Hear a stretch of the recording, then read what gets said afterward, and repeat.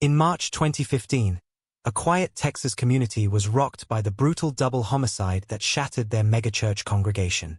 What began as a church-wide heritage celebration ended in bloodshed, exposing how a single DNA test could destroy a family's sacred bonds and turn a beloved pastor into an instrument of revenge. In the summer of 2006, Prescott Arden felt trapped in the monotony of her life. At 32, she was a middle-class elementary school teacher, scraping by with no clear path to the stability or recognition she craved. Nights were spent staring out of her small apartment window, wondering if this was all life had to offer. She yearned for something more, a future that didn't feel so ordinary. Then, Jarrett Thornwell entered her world. Jarrett was 33, a contractor with big dreams and a personality that commanded attention. His charm was magnetic, his energy contagious, but his life was far from stable. His projects often failed, his finances were in shambles, and his temper flared when things didn't go his way. Yet, Jarrett had something Prescott found irresistible: passion.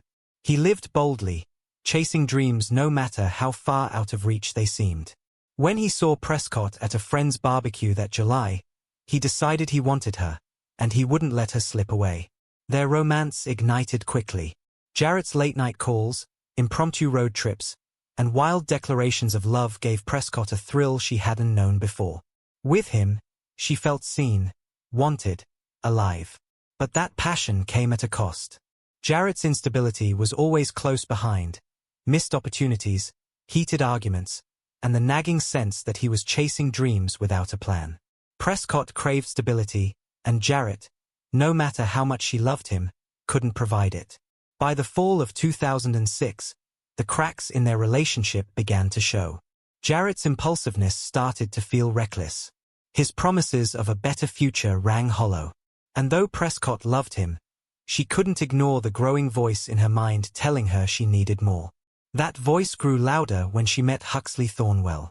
Huxley, Jarrett's older brother, was everything Jarrett wasn't. At 35, he was already a well-known pastor of a rising Texas megachurch. Charismatic and polished, Huxley was a man of purpose and stability. His sermons drew crowds, and his presence commanded respect. He lived a life of order, discipline, and faith, a stark contrast to Jarrett's chaos. Prescott met Huxley at a church event her mother insisted she attend. At first, she saw him as another preacher with a polished smile.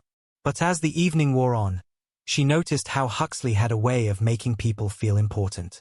When he turned his attention to Prescott, his calm demeanor and genuine interest caught her off guard. He wasn't like Jarrett. He wasn't wild or impulsive. He was steady, a rock in a world that often felt uncertain. Huxley pursued Prescott with deliberate care. He invited her to church gatherings, introduced her to his inner circle, and painted a picture of a life filled with purpose and security. For Prescott, the choice between Jarrett and Huxley became painfully clear. Jarrett stirred her heart, but Huxley promised her the future she desperately wanted. In December 2006, Prescott ended things with Jarrett. She met him in the parking lot of his workshop, the air thick with tension. Jarrett's anger was immediate. "You're leaving me for him," he spat, his voice heavy with betrayal. "My own brother." Prescott fought back tears. "It's not about him," she lied. "It's about me. I need stability, Jarrett. I need a life that makes sense." Jarrett laughed bitterly, pacing in front of her. "Huxley doesn't know you like I do. He doesn't see you the way I do." But Prescott had made up her mind. As she walked away, her heart ached, but she didn't turn back. By May 2007, Prescott and Huxley were married. The wedding was a grand affair, held in the megachurch's sanctuary with hundreds of congregants in attendance. Prescott, in her lace gown, stood beside Huxley as the picture-perfect couple. The congregation called them a match made in heaven. Jarrett wasn't there. He buried himself in his work, his resentment simmering beneath the surface. For Prescott, life with Huxley was a stark contrast to what she had known with Jarrett. The Thornwell home was immaculate, a reflection of Huxley's discipline and order. Days were filled with church functions, Bible studies, and charity events. Prescott became the perfect pastor's wife, a role she wore like a tailored suit. On the surface, everything was perfect. But as the months passed, Prescott felt the cracks in her carefully constructed world. Huxley was kind and steadfast, but their marriage lacked the passion she had known with Jarrett. The fire that once made her feel alive had been replaced by quiet stability. On sleepless nights, she found herself thinking of Jarrett. The way he made her laugh. The way he looked at her like she was the only person in the world. By the end of 2007, Prescott had fully embraced her role as Huxley's wife. The congregation admired her, and her life seemed to be everything she had dreamed of. Yet, deep down, she couldn't shake the feeling that she had sacrificed something precious. She had chosen stability over passion, and though she told herself it was the right decision, a part of her wondered if it would come back to haunt her. She had betrayed the man who loved her for the man who could give her what she thought she needed. And in the shadows of her mind, Prescott knew that kind of betrayal never stayed buried forever. By 2010, Prescott Thornwell had become the picture of the perfect pastor's wife. Graceful, composed, and deeply involved in church activities, she was admired by the congregation of Grace Covenant Church. Her transformation was complete. Prescott had meticulously buried the passionate, restless woman she once was and replaced her with an image of serene devotion. Hosting Bible studies, leading women's ministry events, and working tirelessly alongside Huxley, she was the pillar of faith and family values everyone believed her to be. But Prescott's seemingly perfect life was built on a lie. Beneath the surface, her affair with Jarrett Thornwell, Huxley's younger brother, had never truly ended. While she married Huxley in 2007 and bore him 3 children, Grace in 2008, Elias in 2009, and Noah in 2011, her connection to Jarrett persisted. Their stolen moments were fraught with the intensity of forbidden love and the weight of their betrayal. Each meeting reignited the fire that Prescott couldn't extinguish, no matter how much she tried to convince herself otherwise. Jarrett, meanwhile, was a man grappling with failure and resentment. His contracting business struggled year after year, his debts piling up with every missed opportunity and failed project. Watching Huxley thrive, leading a megachurch, building a pristine public image, and living the life Jarrett had once imagined with Prescott, fueled a bitterness he couldn't escape. Their ongoing affair offered him fleeting solace, but it also deepened his anger. For Jarrett, Prescott was both the love of his life and a reminder of everything he had lost. Prescott tried to compartmentalize her life. She adored her children, fiercely protective of them even as the weight of their true paternity lingered in the back of her mind. Grace, born a year after her marriage, was precocious and full of charm, captivating the congregation with her bright smile and quick wit. Elias, just a year younger, was quieter, more introspective, a child who preferred to observe rather than speak. Little Noah, born in 2011, was the darling of the church community, with an energy and innocence that endeared him to everyone. Each of them carried traits that reminded Prescott of Jarrett, though she pushed those thoughts aside, telling herself that Huxley would never suspect. Huxley remained steadfast in his role as a leader and provider. His growing congregation revered him for his sermons on faith, family, and moral integrity. His calm demeanor and unwavering devotion to Prescott and their children made him the ideal husband and father in the eyes of the community. But Huxley's trust in Prescott and his unwavering confidence in their family were precisely what made her betrayal so devastating. Every kind gesture, every public declaration of love, served as a painful reminder of the secret Prescott carried. The affair between Prescott and Jarrett became more perilous as time went on. Their stolen moments were charged with both passion and guilt, a dangerous combination that kept them coming back to each other despite the risks. Late-night drives, hidden rendezvous, and hurried embraces in dimly lit corners gave them temporary relief, but the constant deception weighed heavily on Prescott. Jarrett, however, saw their affair as a continuation of what should have been. To him, Prescott belonged to him, not Huxley, and he resented her choice to stay in a marriage built on lies. By 2015, the pressure on Prescott had reached a breaking point. Huxley's church had grown into one of the most influential in the region, its congregation swelling each year. With that growth came greater expectations. Prescott was constantly in the public eye, her every move scrutinized by church members who admired her grace and poise. She was the face of women's ministry events, the organizer of charity galas, and a mentor to younger women in the congregation. The demands of her role left her little room to breathe, let alone to process the tangled web of her private life. At home, the pressure was no less intense. Grace, now 7, had developed a sharpness and curiosity that sometimes left Prescott uneasy. Elias, 6, remained sweet and observant, often watching silently as the dynamics of the household played out. Noah, 4, was still blissfully unaware of the complexities around him, his innocent energy a brief reprieve for Prescott. Yet every time she looked at them, a gnawing guilt returned. Did they inherit Jarrett's fierce determination or his temper? Did they carry traces of a father they would never know? For Jarrett, the years of living in Huxley's shadow had taken their toll. His once bright ambitions had dimmed under the weight of financial struggles and the constant reminder of what might have been. His meetings with Prescott, once filled with fiery passion, had become tinged with frustration. He wanted more than fleeting moments. He wanted a life with her, a life she seemed unwilling to give him. "How long are we going to keep this up?" he asked her one evening, his voice tight with anger. "How long are you going to pretend you belong in that world?" "I can't just leave," Prescott whispered, her voice trembling. "It's not that simple, Jarrett. I have a family. I have a life." "You have a lie," Jarrett shot back, his eyes blazing. "And you're letting it destroy both of us." Their arguments grew more frequent, their meetings more fraught. Jarrett's resentment boiled over, and Prescott's guilt deepened. She was trapped between the life she had chosen and the life she couldn't let go of. The weight of their affair, of the lies she had built her world on, pressed down on her with unbearable force. As the spring of 2015 approached, Prescott felt her carefully constructed life beginning to crack. The demands of the church, the growing awareness of her children, and Jarrett's increasing frustration created a storm she could no longer ignore. Every glance from Huxley, every question from the congregation, every fleeting moment with Jarrett felt like another thread unraveling. She told herself she could hold it all together, that the truth would stay buried. But deep down, Prescott knew the day of reckoning was drawing near. By early 2015, Grace Covenant Church was thriving, a pillar of the community and a symbol of unity and faith. Pastor Huxley Thornwell stood at its helm, admired by his congregation and respected far beyond the church walls.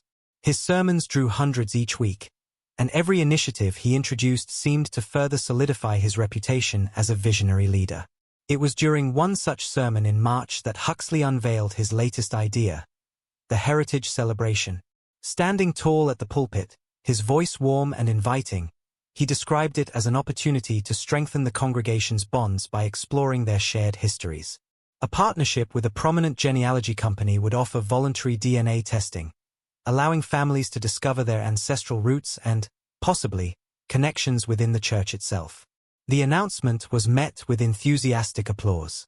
Families exchanged excited whispers, already imagining the discoveries they might uncover. Huxley's words resonated with the congregation, framing the project as a testament to the interconnectedness of humanity and the importance of family. But while the church buzzed with excitement, Prescott Thornwell sat frozen in the front pew, her hands gripping the hem of her dress as her heart raced. DNA testing. The words echoed in her mind, sharp and dangerous. She forced a smile, nodding along with the crowd, but inside, panic churned. Seated at the back of the sanctuary, leaning against the wall as he often did during services, Jarrett Thornwell felt his chest tighten. Unlike the congregation, who saw the project as an innocent and exciting endeavor, Jarrett and Prescott knew the truth. This wasn't an opportunity for connection. It was a threat, a ticking time bomb that could destroy everything they had worked to conceal. Jarrett's jaw clenched as he glanced toward the front of the room. Even from a distance, he could sense Prescott's fear. Over the next few days, the church was alive with anticipation. Families signed up for the DNA testing, sharing their hopes and speculations.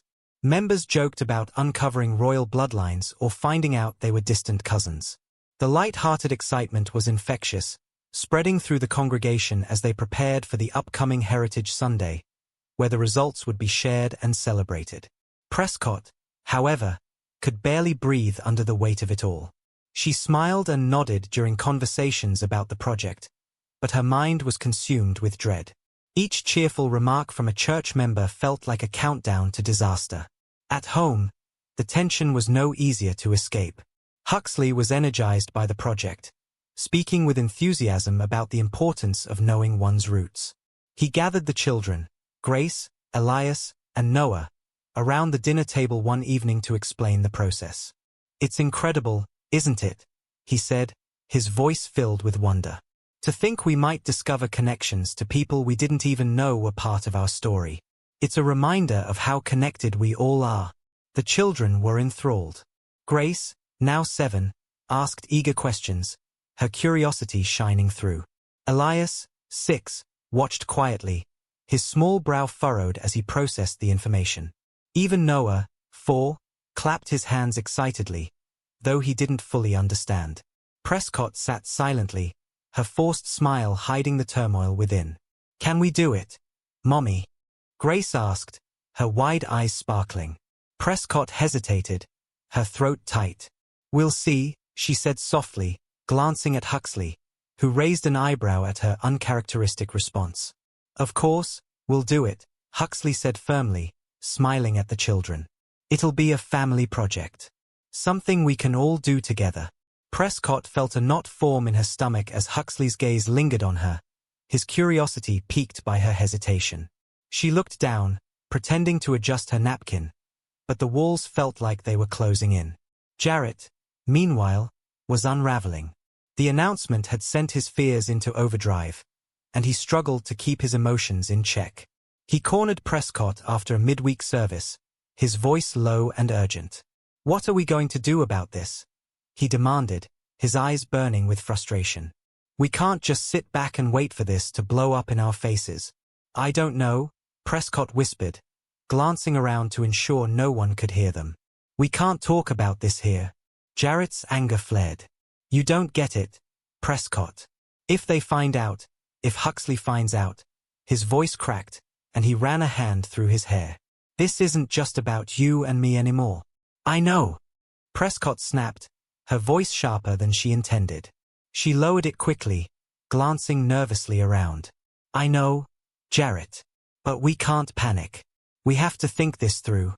Their meetings became more frequent, their conversations increasingly desperate.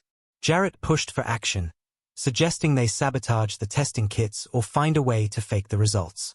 Prescott dismissed each idea as too risky, but her own panic was mounting. Every day that passed brought them closer to the moment of truth, and Prescott felt the fragile balance of her life beginning to crumble. At the same time, Huxley's suspicions were growing. Prescott, usually calm and composed, had become uncharacteristically tense. She avoided eye contact more often, her laughter sounding forced.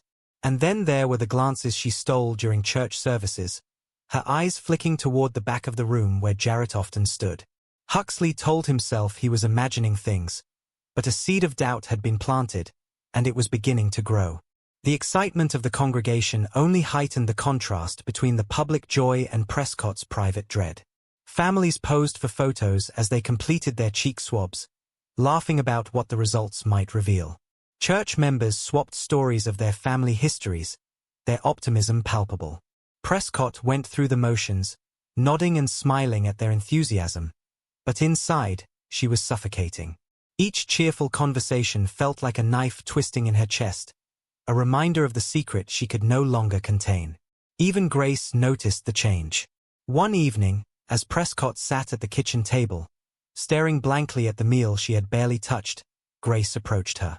"Mommy, are you okay?" she asked, her small hand resting on Prescott's arm.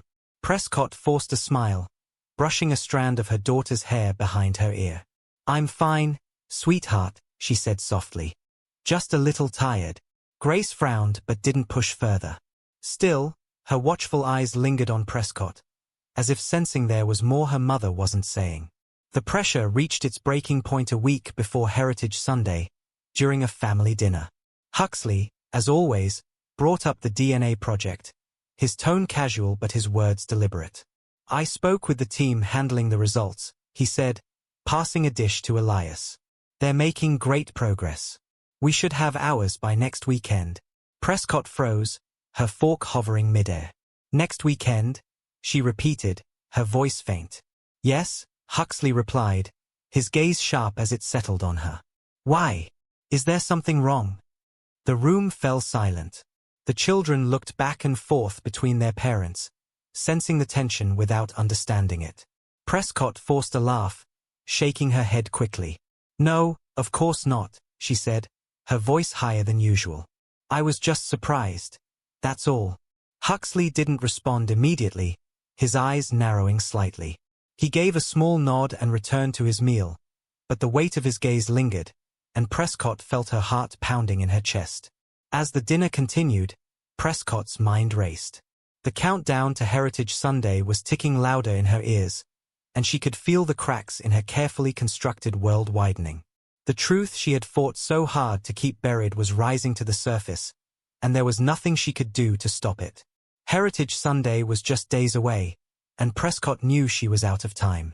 Heritage Sunday arrived with the celebratory energy that Huxley Thornwell had envisioned. Grace Covenant Church was adorned with banners and decorations, and the sanctuary was packed with congregants eager to share their DNA results and celebrate their collective heritage. Families laughed and chatted as they gathered around tables to compare discoveries, their excitement filling the air. For Prescott Thornwell, however, the day felt like a slow-motion descent into chaos. Standing beside Huxley as he greeted the congregation, she forced a smile that barely concealed the storm raging within her. Her 3 children played nearby, their carefree laughter a painful reminder of the innocence they still carried, an innocence Prescott knew would soon be shattered. As the festivities progressed, Huxley retrieved their family's DNA results from the designated table. He held the envelope up with a smile, addressing their children with the warmth he always carried in public. Let's see what our family tree has to say about us, he said cheerfully. Prescott's stomach churned as she watched him open the envelope. She wanted to stop him, to snatch the papers from his hands, but her feet felt rooted to the floor. She could only watch as his expression shifted from curiosity to confusion. Huxley furrowed his brow and scanned the papers again. The room around them buzzed with the sounds of celebration, but in their small corner, the atmosphere grew tense. This can't be right, Huxley said, his voice quieter now but sharp enough to cut through Prescott's composure. He glanced at her, his eyes filled with a mixture of disbelief and growing suspicion. It says I'm not the biological father. Prescott's heart raced as she scrambled for words, but nothing came. The weight of the moment pressed down on her, suffocating and relentless. Huxley looked back at the papers, his voice dropping even further as he continued. Not Grace, not Elias, not Noah. None of them. Prescott felt the blood drain from her face.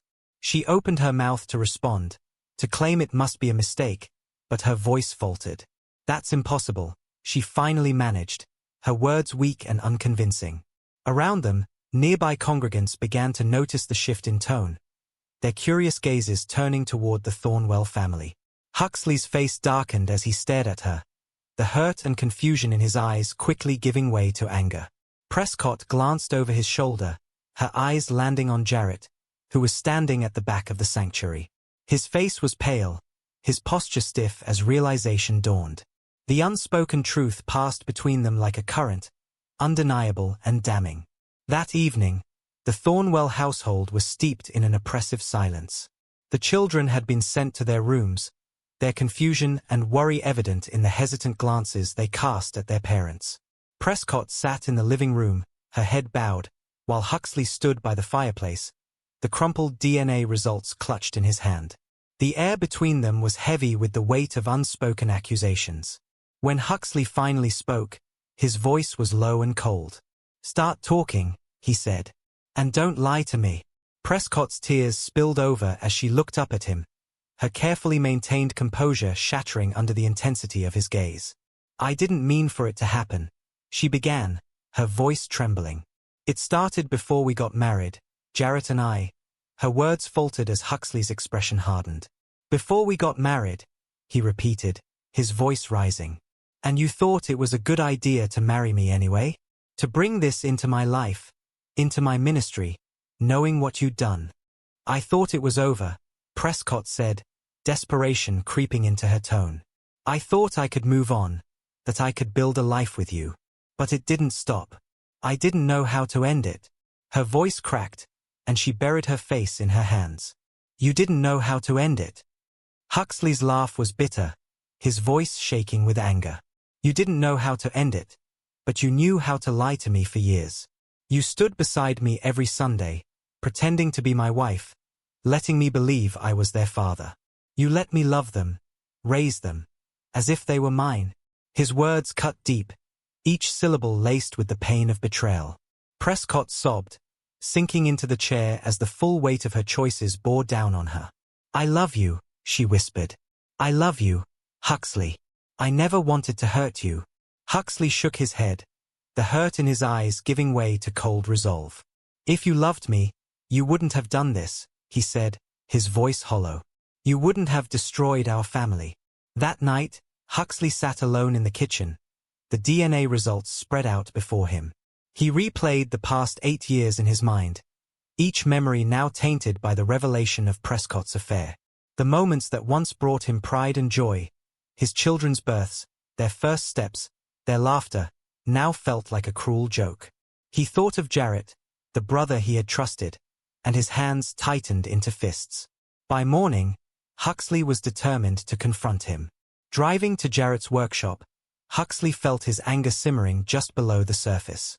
When he arrived, he found Jarrett sitting on the front steps, a cigarette dangling from his fingers. Jarrett looked up as Huxley approached, his face pale but resigned. "We need to talk," Huxley said, his voice steady but filled with an unmistakable edge. Jarrett nodded and led him inside. The tension in the room was palpable, the silence broken only by Huxley's sharp demand. "How long?" His words were cold, each one cutting through the air like a blade. Jarrett sighed, running a hand through his hair. "It started before you two got married," he admitted. "And it never really stopped." His voice was heavy with guilt, but the admission offered no solace to Huxley. "And the kids?" Huxley's voice wavered, the question almost too painful to ask. "They're all yours." Jarrett nodded, his gaze dropping to the floor. "Yes." The truth hit Huxley like a blow. He stared at Jarrett, his emotions boiling over, hurt, anger, betrayal. "You've destroyed my family," he said, his voice trembling. "You've destroyed everything I've worked for. Do you have any idea what you've done?" "I didn't mean for it to happen," Jarrett said weakly. "I didn't want to hurt you, Huxley." "But you did," Huxley snapped. "You hurt me. You hurt Prescott. You hurt those kids. You've taken everything." His voice cracked as the weight of his brother's betrayal settled on him. Jarrett said nothing, his silence only deepening the rift between them. Huxley returned home that night, his mind reeling from the confrontation. Prescott was waiting in the living room, her tear-streaked face a portrait of guilt and regret. She stood as he entered, her eyes searching his for some sign of forgiveness, but he couldn't offer her any. "I can't look at you right now," he said, his voice hollow. "I can't even be in the same room as you." Prescott's sobs filled the house as Huxley walked away, retreating upstairs to the solitude of their bedroom. The children, who had been listening from the hallway, clung to one another, their young minds struggling to process the tension that had engulfed their family. The fallout spread quickly through the church as rumors of the scandal leaked into the congregation. Once admired for her grace and virtue, Prescott found herself the subject of whispers and judgment. Huxley's sermons grew darker, his once inspiring messages now tinged with bitterness and pain. The Thornwell family, once a shining example of faith and unity, had crumbled, leaving behind a legacy of betrayal and heartbreak. The days following the revelation were a haze of grief and confusion for Huxley Thornwell. The man who had once been the cornerstone of Grace Covenant Church now found himself questioning everything he had believed in. His faith, which had carried him through every challenge, felt hollow. His marriage, the partnership he had built his life around, was a lie. And his identity as a father, the role that had brought him the most joy, had been ripped away in an instant. He moved through the house like a ghost, his eyes distant, his once commanding voice subdued. Huxley spent hours in his office, staring at the cross on the wall, its presence now a bitter reminder of the ideals he had devoted his life to. He prayed, but his words felt empty. The betrayal from Prescott and Jarrett cut deeper than he could have imagined. How could the people he had trusted most, his wife and his brother, be the ones to destroy him? Every memory, every shared laugh, every tender moment now felt tainted, a cruel illusion shattered by the truth. Prescott's attempts to explain only deepened his pain. She would sit across from him, her face streaked with tears, her words a desperate plea for understanding. "I never meant for this to happen," she repeated over and over, her voice trembling. "I was trapped, Huxley. I didn't know how to stop it. I didn't want to hurt you." But to Huxley, her words rang hollow. Each justification felt like salt in an open wound. "You didn't want to hurt me," he finally said, his voice trembling with restrained anger. "You let me build my life on a lie. You let me love those kids, thinking they were mine. You stood beside me every Sunday, knowing what you'd done. Don't tell me you didn't want to hurt me, Prescott. You destroyed me." Prescott sobbed, her head in her hands, but her tears brought Huxley no comfort. He had nothing left to give her, not his forgiveness, not his understanding. The love he once felt for her had been swallowed by a storm of betrayal and resentment. Jarrett's attempts to justify his actions were no better. Huxley confronted him once more, this time with a controlled fury that simmered just below the surface. "How could you do this to me?" Huxley asked, his voice steady but filled with pain. "You were my brother. I trusted you." Jarrett looked away, guilt etched into every line of his face. "It wasn't supposed to happen like this," he said weakly. "I didn't plan any of this, Huxley. It just happened. It just happened." Huxley repeated, his voice rising. "That's all you have to say? You betrayed me. You stole my family. And you think it just happened is an excuse?" "I loved her," Jarrett said, his voice breaking. "I still love her." Huxley's fist clenched, his anger threatening to boil over. "You don't know what love is," he said coldly. "Love doesn't destroy. Love doesn't lie. You've ruined everything."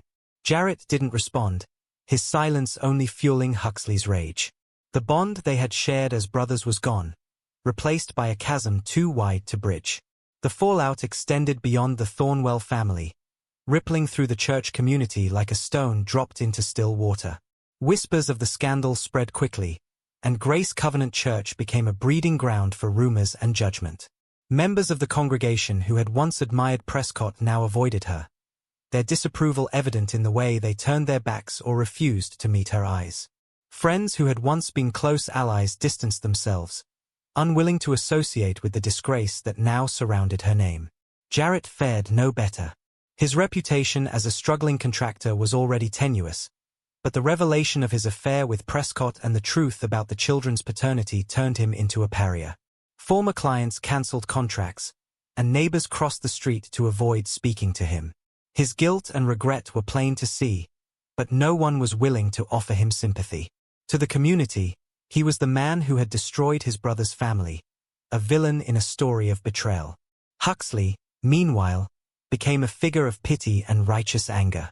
Congregants expressed their sympathy with hushed words and solemn handshakes, but Huxley found no solace in their well-meaning gestures. Their pity felt suffocating, their attempts to comfort him a reminder of how far he had fallen. He was no longer the confident, charismatic pastor who had led the church to greatness. He was a man broken by betrayal, struggling to reconcile his faith with the harsh reality of his life. The impact on the children was devastating. Grace, at 7, was old enough to sense that something was deeply wrong. The whispered arguments between her parents, the tense silences at the dinner table, and the sudden absence of her Uncle Jarrett all weighed heavily on her. She asked questions that Prescott struggled to answer, her bright eyes filled with confusion and fear. "Why is Daddy so mad?" she asked one night, her small voice trembling. "What did we do?" "You didn't do anything," Prescott said, pulling Grace into her arms. "This isn't your fault." But Grace wasn't satisfied. "Why won't Daddy talk to you?" she pressed. "Why won't he talk to Uncle Jarrett?" Prescott's throat tightened, and she blinked back tears. "It's complicated," she said softly. But I promise, no matter what happens, we love you. All of us. Elias, at 6, was quieter in his grief. He withdrew into himself, spending hours alone in his room with his toys, his once bright laughter now a rare sound. Prescott tried to draw him out, but he would only look at her with solemn eyes that seemed too old for his small face. "Are you and Daddy going to get divorced?" he asked one day, his voice flat. Prescott froze, her heart breaking at the question. "We're trying to work things out," she said, her voice unsteady. "But no matter what happens, you'll always be loved." Elias nodded, but his expression didn't change. He turned back to his toys, leaving Prescott feeling more helpless than ever. Noah, at 4, was too young to fully understand the situation, but even he sensed the tension in the air. He clung to Prescott more than usual, his small hands gripping her tightly whenever she tried to leave the room. "Why is everyone sad?" he asked one afternoon, his innocent question piercing through Prescott's fragile composure. "It's a hard time for us right now," Prescott said, stroking his hair. "But we're going to be okay." The words felt hollow, even as she said them. Deep down, Prescott knew that okay was a distant possibility, one that felt further out of reach with each passing day. As the weeks stretched on, the Thornwell family drifted further apart. Huxley avoided Prescott whenever possible, spending long hours at the church or locked in his office at home. Prescott tried to keep the household running, but every task felt like a battle against the weight of her guilt and shame. The children, caught in the crossfire of their parents' turmoil, struggled to find a sense of normalcy in a world that had been turned upside down. Grace Covenant Church, once a beacon of faith and community, was now a fractured congregation. Members whispered in the hallways, their judgments dividing the church into factions. Some rallied behind Huxley, offering him their unwavering support, while others distanced themselves entirely, unwilling to be associated with the scandal. For Huxley, Prescott, Jarrett, and the children, life would never return to what it once was. The betrayal had left scars too deep to heal, and the family that had once seemed so perfect was now a painful reminder of what had been lost. Huxley Thornwell sat in his dimly lit study, surrounded by the tools of his ministry, Bibles, commentaries, and years of sermon notes. The cross on the wall, once a symbol of his faith and purpose, now felt like a silent judge bearing witness to his pain. Days had passed since the revelation of Prescott and Jarrett's betrayal, and something inside him had irrevocably changed. The man who had built his life on forgiveness and faith was gone, replaced by someone darker, someone consumed by the need for vengeance. Huxley's mind, once a wellspring of spiritual guidance, now turned to retribution, the thought of justice twisting into something cruel and absolute. Revenge became his singular focus. He began to plan with the same precision and discipline he had once devoted to his ministry. Passages of scripture that had once offered comfort and hope were now studied for justification, twisted to suit his purpose. He latched onto verses about divine justice and the wages of sin, muttering them under his breath like incantations. "Vengeance is mine, saith the Lord," he murmured, his voice low and cold. But perhaps the Lord needs a hand. Methodically, he rehearsed each step of his plan, keeping his emotions tightly controlled and his intentions hidden from the world around him. To Prescott, Huxley appeared distant but composed, a man retreating into himself in the wake of their family's collapse. She approached him late one evening, her face pale and lined with exhaustion. "Huxley," she began softly, standing in the doorway of his study. "We need to talk." He looked up from his desk, his expression unreadable. "What is there to talk about?" he asked, his voice steady but devoid of warmth. Prescott stepped closer, wringing her hands. "I know I've hurt you," she said, her voice trembling.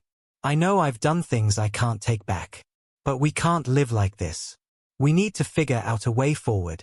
Huxley leaned back in his chair, studying her with an unsettling calm. "A way forward," he repeated, his tone laced with bitter sarcasm. "What do you suggest, Prescott? Forgiveness? Redemption? Starting over?" Prescott nodded desperately, tears spilling down her cheeks. "Yes," she whispered. "I'll do anything, Huxley. I'll leave the church if you want. I'll do whatever it takes." Huxley's eyes hardened, his jaw tightening as he stood and towered over her. "You'll do anything," he said, his voice low and dangerous. "But it's too late for that. You've already taken everything from me. My family, my faith, my identity. And now, you want forgiveness." Prescott fell to her knees, sobbing uncontrollably. "I love you," she pleaded. "I love you, Huxley. Please, don't give up on us." Huxley shook his head slowly, his voice cold and measured. "You don't love me. You loved what I gave you, security, a life you could hide in. But you destroyed it, Prescott. You destroyed me." He turned and walked out of the room, leaving her crumpled on the floor, her sobs echoing through the empty house. That night, Huxley solidified his plans. What Prescott and Jarrett had done could not go unpunished. He would deliver the justice they deserved, not as a husband or a brother but as an agent of retribution. His actions, he told himself, were not born of vengeance but of necessity. He was doing what God's justice demanded. The confrontation with Prescott came a few nights later. The house was quiet, the children tucked away in their rooms. Prescott was sitting in the living room, staring blankly at the television, when Huxley entered the room.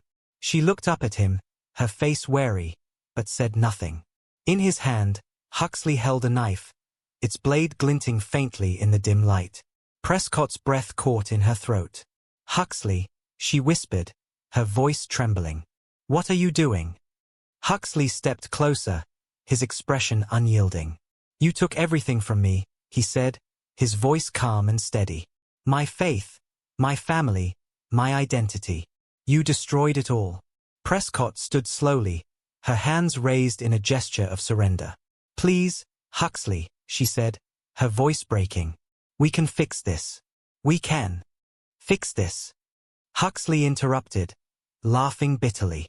"This can't be fixed, Prescott. This isn't something you smooth over with tears and apologies." He raised the knife, the steel catching the light. "You've condemned me to live a lie. Now, you'll pay for it." Prescott backed away, her tears falling freely. "Think of the children," she pleaded. "Please, think of them." Huxley hesitated for a moment, his grip tightening on the knife. "The children," he said quietly, almost to himself. "The children you lied to me about. The children you let me believe were mine." His anger surged again, and with a sudden, brutal motion, he plunged the knife into her chest. Prescott gasped, her eyes wide with shock and pain, but Huxley didn't stop. Each strike was fueled by years of betrayal, every motion precise and deliberate. When it was over, Prescott lay lifeless on the floor, her blood pooling around her. Huxley stood over her, his chest heaving, the knife slick in his hand. He stared at her body for what felt like an eternity, but there was no relief, only a hollow emptiness that consumed him. The confrontation with Jarrett was more calculated. Huxley called his brother late one evening, his voice measured and calm. He invited Jarrett to meet him at a secluded field on the outskirts of town, under the pretense of wanting to talk. Jarrett, desperate to make amends, agreed without hesitation. When he arrived, Huxley was waiting for him, standing beside his car in the cool night air. Jarrett approached cautiously, his hands shoved into his jacket pockets. "Thanks for meeting me," he said, his tone tentative. "I wasn't sure you'd ever want to talk to me again." Huxley nodded, his expression unreadable. "I've had a lot to think about," he said simply. "You've done a lot of damage, Jarrett." Jarrett's shoulders sagged, his guilt evident. "I know I have," he admitted. "I can't take it back, but I'm sorry. I regret everything I've done, Huxley. I hope you can believe that." Huxley tilted his head slightly, studying Jarrett as though seeing him for the first time. "Regret," he said softly. "You regret destroying my family? Stealing my wife? Turning my life into a lie?" Jarrett opened his mouth to respond, but Huxley's voice cut through the silence. "Do you think regret makes it better? Do you think it changes anything?" Jarrett took a step closer, his hands raised. "I don't expect you to forgive me," he said. "I just want to make it right." Huxley's laugh was low and bitter. "Make it right," he repeated. "You can't make this right, Jarrett. But I can." Before Jarrett could react, Huxley lunged at him, the knife flashing in the moonlight. Jarrett cried out as the blade struck, stumbling backward as Huxley attacked with a precision born of rage. Each strike was deliberate, each motion fueled by years of suppressed anger. Jarrett fell to the ground, his strength fading with every wound. Huxley knelt beside him, his breath ragged. "This is for what you took from me," he said, his voice cold. With one final, brutal motion, he ensured Jarrett would never betray him, or anyone else, again. When it was over, Huxley stood in the field, his clothes stained with blood, his body trembling. He looked down at his brother's lifeless form, but the vengeance he had sought brought him no peace. He returned to his car and drove aimlessly through the night, the weight of his actions pressing down on him like a suffocating fog. The man who had once been a pillar of faith and forgiveness was gone, replaced by someone unrecognizable. A man consumed by his own darkness, hollow and broken. The quiet morning air in the Thornwell neighborhood was shattered by the wail of police sirens as officers surrounded the family's once pristine home. Neighbors watched from behind curtains and doorways, murmuring in shock and disbelief as the scene unfolded. Inside, the officers discovered a horrifying tableau. Prescott Thornwell lay lifeless in the living room, her blood soaking into the carpet, her body bearing the unmistakable signs of a brutal attack. Nearby, Huxley Thornwell sat on the couch, his hands blooded but folded neatly in his lap, his expression eerily calm.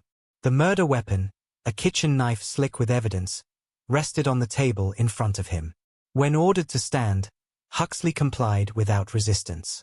His movements were slow, almost deliberate, as though he were carrying out the final steps of a sacred ritual. As officers handcuffed him and led him toward the waiting patrol car, he turned to one and spoke in a voice both quiet and chillingly steady. "It's done," he said simply. "God's justice has been served." The officers exchanged uneasy glances, realizing they were dealing with something far more complicated than a simple crime of passion. By the time they left the house, word of the tragedy had already begun to spread, and the once revered Thornwell family became the center of a firestorm. Later that same morning, investigators were called to a second crime scene, an empty field on the outskirts of town. There, they found the body of Jarrett Thornwell, his lifeless form crumpled in the dirt, his body riddled with stab wounds. The brutality of the attack mirrored what they had seen at the Thornwell home, leaving no doubt that the two cases were connected. By the time the sun had fully risen, Huxley had already confessed to both murders.